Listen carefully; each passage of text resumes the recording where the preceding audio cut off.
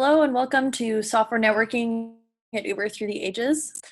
So my name is Carissa Blossom, and on my right this is Brittany, and on my left this is Monica, and we're all from the Software Networking team. So we're going to be taking you back in time through the history of Uber. We're going to be looking through a very specific lens, software networking. This is the story of how Uber went from a couple guys with a single service and a handful of servers in a rented data center to the massive global company that the world relies on to be efficient, with over 3,000 microservices and multiple data centers, not to mention our cloud zones and our global points of presence. This is the history of software networking at Uber. Particularly interesting is the speed at which we reached that scale. So each of these tiny graphs, tiny dots on the graphs behind me represents a single service in Uber's service-oriented architecture. So this entire blue chart from 2016, a mere 2 years later, is just a blip on the map. So in any organization, the networking team always needs to be a pioneer, anticipating and paving the roads for the rest of the company to communicate and to travel on.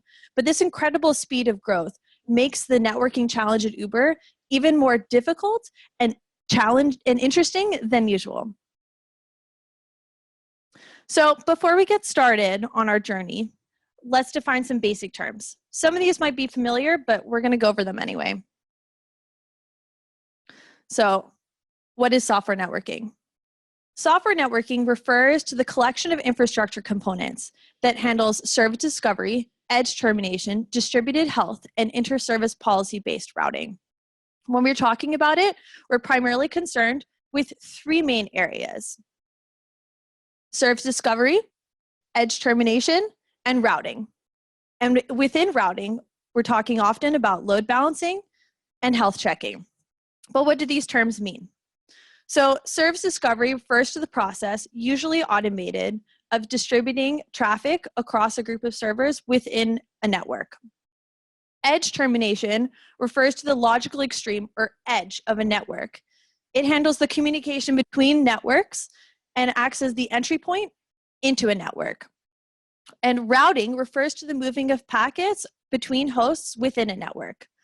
Now, when we're talking about load balancing, we're typically talking about a layer 7 load balancer. So this is at the application layer of your OSI model.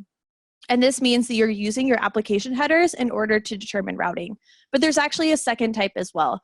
And this is a layer 4 load balancer, which is using the first couple of streams on the TCP packet in order to handle it at a lower layer. And it's a little bit more efficient, but there are two kinds. So now that we've defined our basic terms, let's get started.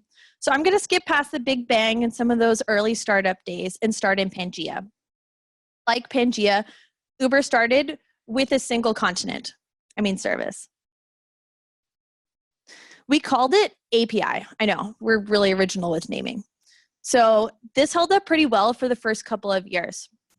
But as Uber continued to grow, we made the decision to slowly transition to a service-oriented architecture, and we broke off our first chunk. We called it Dispatch. So Dispatch held all of our user-related functionality. So everything pre-trip and on-trip went to Dispatch, and everything post-trip and non-trip stayed in API. So service discovery and routing at this point was pretty simple. We used HTTP and JSON together with a couple different YAML files to handle routing between our few backend services. So time passes and Uber continues to grow, both in terms of its user base and its global presence. We have to add more workers to Dispatch, which means that we now need to upgrade our public routing to Dispatch. So we had one advantage at Uber, and that's the location-based nature of the Uber service. So if you're in San Francisco, you only want to get matched with a rider or driver in San Francisco. You don't really care if there's a rider available in New York. And so this made geographic-based sharding the perfect solution for us. But we also had a bit of a challenge. So I'm going to require you guys to pay a little more attention because we're taking a poll. So keep in mind that auto-updating on iOS apps didn't show up as an option until 2013. So how often do you actively go in and update all of the apps on your mobile phone? Raise your hand. Every day you update all your apps. Yeah. So how about every week? Every month? Okay. So unlike websites, we couldn't just rely on people to immediately update their mobile app. So we had to build something which sat between your mobile phone and dispatch and handled this for us. So we developed an app which basically did city-based sharding. And the way this worked is we would use the device location from your phone, and we would make a best effort at routing to the right shard in the closest data center. This was essentially also the birth of Software Networking Edge. So we continue to grow as Uber does. And API has now become too much of a monolith. So we need to more aggressively start breaking it up. And as part of this breakup, we also need to upgrade the way in which we handle service discovery and routing within the company. So we switched from static YAML files to an inventory and configuration management system called Clusto. And it also generated HAProxy configurations for us. So this system, Clusto, became our new source of truth. Essentially, it has 3 functions. It's an open source tool, which allows you to utilize predefined types, such as racks, servers, and switches, as well as any custom defined types that you might need in order to represent your infrastructure. In addition, we also used it to handle static service placement and to generate HAProxy configurations. So I keep referring to this HAProxy thing, but what is it? So HAProxy stands for High Availability Proxy. It is an open source TCP, HTTP load balancer and proxying solution commonly used to distribute workload across a group of backend servers. So every server for every service at Uber had HAProxy running on it as a sidecar process.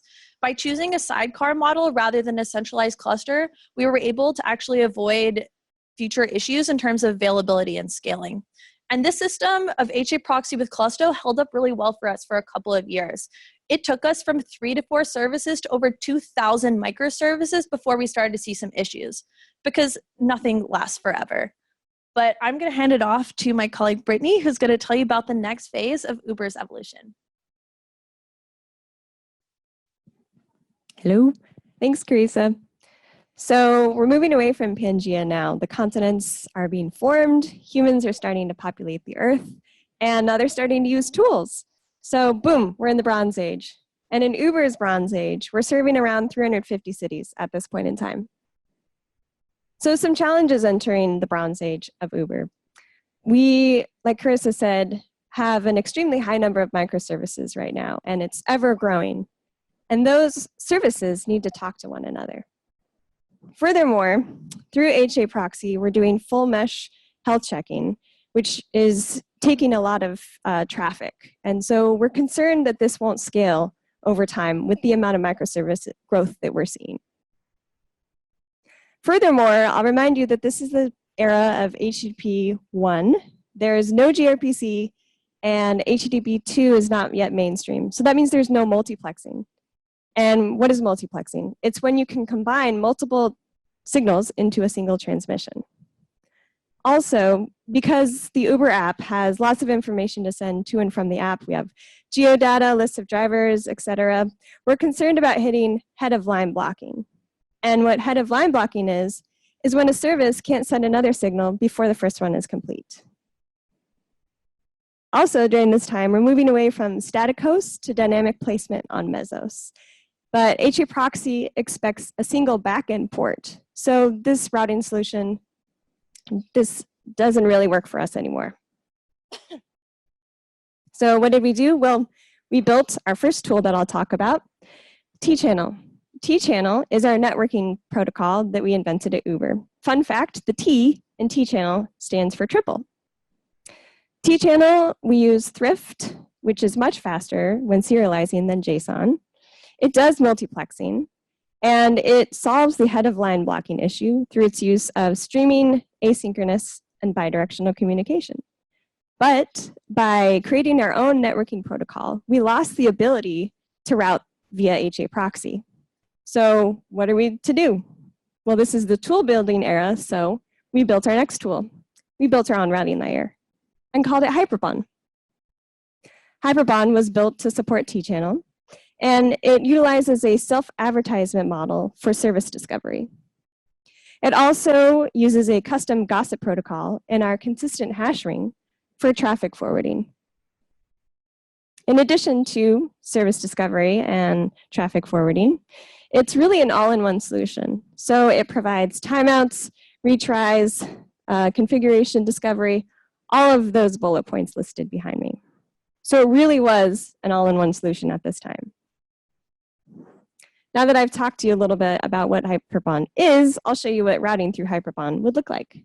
So I have two services here, Service Panda and Service Bamboo. Service Panda wants to talk to Bamboo using Hyperbahn. So the first step is they both advertise as themselves to one of the nodes in the Hyperbahn ring. Service Panda sends its request to a node in the Hyperbahn ring. That node may forward it along to another node in the Hyperbahn ring that knows about Service Bamboo, and this may incur some latency. The last step is that that node forwards along the traffic to Service Bamboo. So now that I walked you through this whirlwind tour of the bronze tool building era, I'm going to hand it off to my colleague, Monica, to talk about the Renaissance Age. Thank you, Brittany. So let's fast forward about a year into the Renaissance. Now that's a huge leap, but that's really how fast Uber has scaled during this time. So we're in the age of enlightenment and on the bridge to modern history, where we start critically thinking about how to be more proactive versus reactive. And instead of constantly fighting fires, we're now able to focus a little more on longer term solutions. So we took some lessons we've learned from the past and started our journey to improving software networking at Uber. Hyperbahn worked well for the requirements at the time, but as Uber began to grow, the requirements from an infrastructure perspective quickly changed. So what were the main challenges with Hyperbahn? Here are 4 listed. Hyperbahn had a noisy neighbor problem. The coupling of host discovery, control, and routing features all in a single process led to some scalability and reliability issues. The routing layer and control layer often interfered with each other, leading to the next challenge, high routing latency. So due to the single process architecture and because Hyperbahn was deployed on a central pool of different machines, imbalanced load between these nodes and the fact that it might have to forward the call within itself caused routing latency to be high, often adding about 100 milliseconds to the P99 latency. Host discovery using the advertisement model meant there is no protection against a service advertising as the wrong service name. So in this quick example, it demonstrates why that's a problem. So here we have Mo, and Mo wants to receive production traffic. So Mo advertises itself and lets Hyperbahn know that it's Mo and it's running here, listening on this port. Then we have Larry, it also comes along, and Larry also advertises itself as Mo and lets Hyperbahn know where it's running as well. So now when a service wants to call Mo, a portion of that production traffic will go to the real Mo, while a portion might also go to Larry, which is really bad. And finally, as I mentioned earlier, Hyperbahn was deployed on a central pool of machines. So this ended up becoming a bottleneck on total request throughput. So Hyperbahn had to be explicitly scaled up to support the increasing load. So what were our solutions? During this time, there were no open source solutions out there that met our needs. So we took this opportunity to reiterate and rebuild software networking. Software networking 4.0. We took some lessons learned from software-defined networking and also some lessons we learned from building and using Hyperbahn, and ended up decoupling host discovery, control, and routing features into these 4 main components listed here: Muttley, UNS, traffic controller, and health controller. And I'll go over these in the rest of my talk. So let's talk about the first component, Muttley. Muttley is a load balancing proxy, and it's a forwarding sidecar that runs on all hosts, similar to how HAProxy is used here. It forwards directly to destinations, so no extra network hops are required. It was also built for dynamic updates and supports Health Controller and UNS. So no reloads are required when health state or host information changes. And updates are push-based and not pull-based.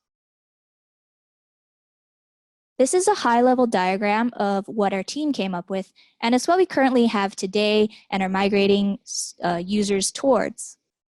So Muttley is able to intelligently route from source to destination with sub-milliseconds routing overhead. But to understand how Muttley is able to do this, we'll go over the three main components that Muttley relies on to get its information. Let's start with UNS. UNS is a push-based host discovery system that provides placement updates. It's similar in concept to an address book where it maps names to a list of IPs and ports. And it was optimized for dynamic updates and allows clients like Muttley to subscribe to host information updates. Next component, Traffic Controller.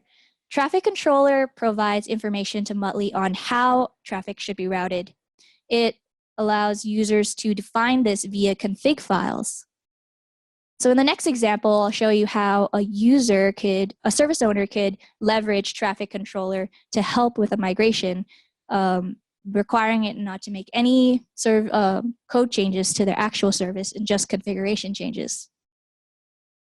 In this example, I'm the service owner of Service Foo, and I want to migrate my callers to from calling Foo running in host group 1 to Foo running in host group 2. So since I'm a responsible service owner, I only want to start with a little bit of traffic going to the new host group so that I can monitor and make sure that everything is handled successfully before I migrate over completely.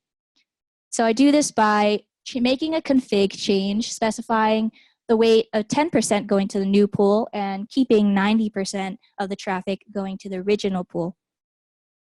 So after I've monitored and I'm confident that the new pool is able to successfully handle my traffic, I can migrate over completely by making another change to the config file, this time specifying the weight to be 100% going to the new pool.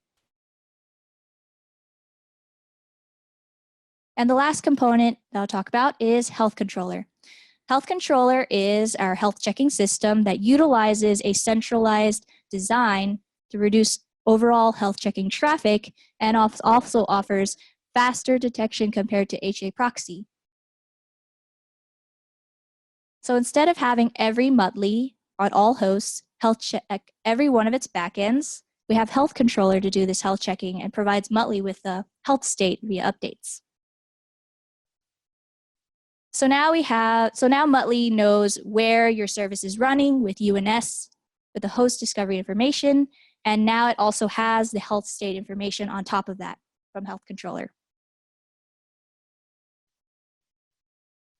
So let's talk a little bit about the future.